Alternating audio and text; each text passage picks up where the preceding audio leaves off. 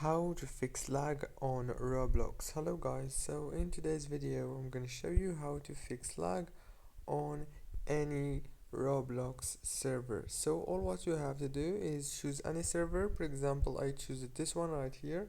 So all what you have to do to fix the lag is very easy and simple.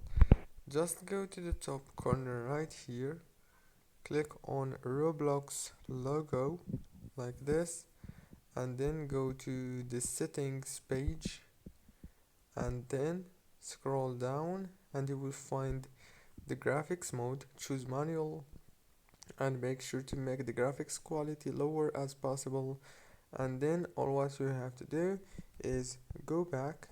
And now let's start and see if there is a lag. Oh, it looks so smooth and there is no lag right now, as you can see. So don't forget to like, subscribe. Thank you for watching.